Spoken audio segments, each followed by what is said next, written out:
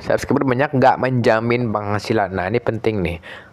Sebagian orang yang baru mulai nge-YouTube mikir, oh subscriber gue banyak nih, pasti gaji gue gede, jutaan, tembus puluhan juta. Nggak juga. Yang menentukan penghasilan itu adalah view atau penonton. Nah, ini gue bakal meluruskan pola pikir teman-teman semua di sini. Oke, gue bakal ngebahas kenapa subscriber banyak itu belum tentu gajinya gede. Yang pertama, view lebih ngaruh. Jadi viewer atau penonton itu lebih berpengaruh dibandingkan subscriber. Karena penghasilan YouTube itu dinilai daripada view dan juga watch time atau waktu tonton ya teman-teman, dan juga iklan yang ditayangkan dan juga nilai RPM-nya, bukan dari jumlah subscriber. Jadi jangan sampai keliru lagi nih. Ntar teman-teman nganggep ya, kok penghasilan gue kecil bang, padahal subscriber gue rame. Yang karena kan lu sepi nonton. Jadi ya udah. Kalau mau rame nih, banyakin video panjang kayak gue nih, itu rame tapi ya sepi ya, sabar aja gitu. Jadi yang penting konsisten dan juga sabar. Oke, selanjutnya di sini ada namanya subscriber pasif itu nyata. Karena video sebelum gue bilang subscriber itu raja, sebenarnya oke, nggak salah statementnya. Subscriber pasif itu apa sih bang? Jadi subscriber pasif itu gini teman-teman. Subscriber pasif itu akun YouTube atau subscriber yang mungkin awal tertarik dengan video kita, terus mereka kesini-sininya bosan, jadi ya udahlah, ngapain gua tonton lagi ya. Jadi itulah disebut dengan subscriber pasif. Ini solusinya gimana? Ya solusi teman-teman bikin konten yang lebih menarik gitu, yang orang nggak bosen, orang yang banyak yang suka dan konsepnya senada atau orang menerima dengan konsepnya. Oke. Di sini namanya algoritma menurut konsistensi. Jadi subscriber itu banyak nih, tapi kita jarang upload, ya udah sepi. Karena itu hukum YouTube ya, sistemnya memang seperti itu. Jadi jangan diganggu gugat, karena kan ada tuh orang yang yang keras kepala ya, uang kok subscriber gue, YouTube gue banyak gede nih subscribernya, kok penghasilannya kecil ya, lu nggak pernah upload. Ya benar gitu. Jadi teman-teman tetap ya konsisten, itu nilai suatu effort, suatu usaha yang mau teman-teman harus jalankan. Jadi YouTube itu bagaikan bisnis. Kalau teman-teman udah paham sistem cara mainnya, teman-teman udah ngerti sistemnya bagaimana bekerja, ya udah teman-teman bakal enjoy aja gitu. Nggak usah apa sih ini pusing-pusing kayak gini, ya udah enjoy. Teman-teman jalankan deh gitu aja ya. Oke, di sini selanjutnya ada yang namanya penghasilan bergantung pada engagement. Ini penting nih. Engagement itu adalah like, subscribe, like dan juga view dan juga mungkin mungkin yang paling penting view teman-teman ya. Jadi engagement, komentar, share dan interaksi itu aktif jauh lebih menentukan penghasilan daripada sekedar jumlah subscriber. Nah, ini penting sekali. Oke, aku tambahin satu lagi. Jadi yang nentuin penghasilan itu nilai RPM. RPM itu adalah nilai yang dibayar per 1000 view. Kalau RPM besar, ya udah gede penghasilannya. Jadi RPM itu dinilai daripada satu durasi tonton rata-ratanya. Kalau misalnya bagus, besar, ya orang bakal rame gitu teman-teman. Jadi janganlah ragu dan buatlah konsep yang berbeda setiap harinya biar penonton nggak kabur.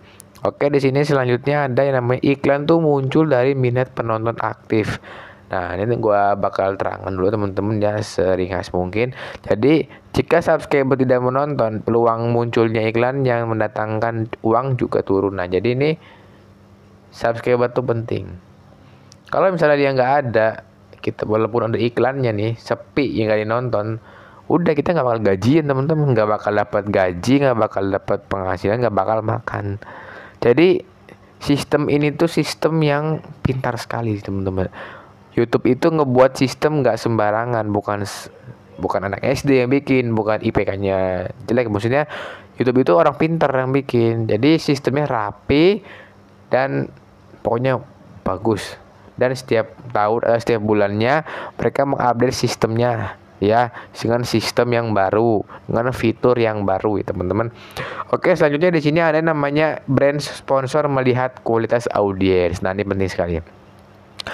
Kalau misalnya kita dilirik oleh brand, misalnya nih brand apa nih makanan, ya udah kita dilirik, rame nih videonya. Nah, itu kita bakal naik channelnya dan mereka itu melirik kita dari kualitas subscriber.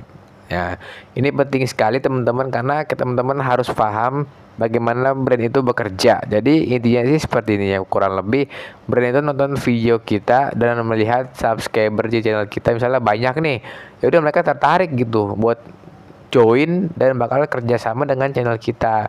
Jadi seperti itu teman-teman ya. Oke, di sini ada subscriber bukan jaminan loyalitas. Jadi orang itu bisa subscribe karena viral atau sesaat lalu gak pernah nonton lagi.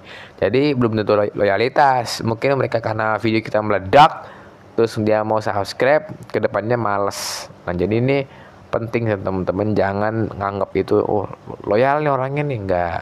Oke. The next yaitu konten harus tetap berkualitas nih teman-teman. Jadi walaupun kita bikin kontennya dengan subscribe, misalnya gini, kita punya channel YouTube subscriber besar nih, tapi kontennya tuh jelek, ya orang nggak bakal nonton, ogah gitu. Orang itu buka YouTube itu pakai kuota, pakai waktu, pakai internet atau pakai wifi rumah, bayar. Itu semuanya bayar. Dan apa sih orang nonton video yang nggak jelas? Mendingan gue nonton yang lain. Gue kan beli kuota kan mahal lah, orang kan mikirnya gitu kan. Gue kan bayar BBM tiap bulan kan lumayan harganya. Oke, di sini selanjutnya yaitu CPM dan nice mempengaruhi pendapatan teman-teman ya. Misalnya nih, jadi gini, gue bakal jelaskan secara ringkas aja teman-teman ya.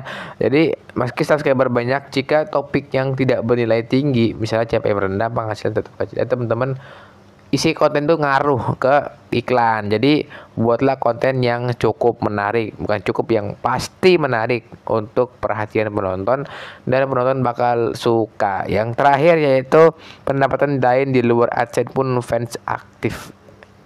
Nih, subscriber aktif. Dapat sponsor nggak? Pasti. Dapat brand nggak bang? Dapat. Disenggol brand nggak? Disenggol. Maksudnya di notice ya, bukan disenggol lagi gitu, bukan. Jadi subscriber itu dan follower itu sebuah aset yang sangat penting teman-teman. Janganlah menghiraukan mereka dan jangan nganggap mereka, dan buatlah konten yang bermanfaat. Karena gue tuh ngeliat nih orang bikin konten nggak jelas, ngeprank orang, apa tujuannya? Kita tuh kan diberikan media bebas seperti ini dengan tujuan untuk berekspresi dan menyampaikan gagasan. Jadi berpikirlah secara rasional dan sekian, terima kasih.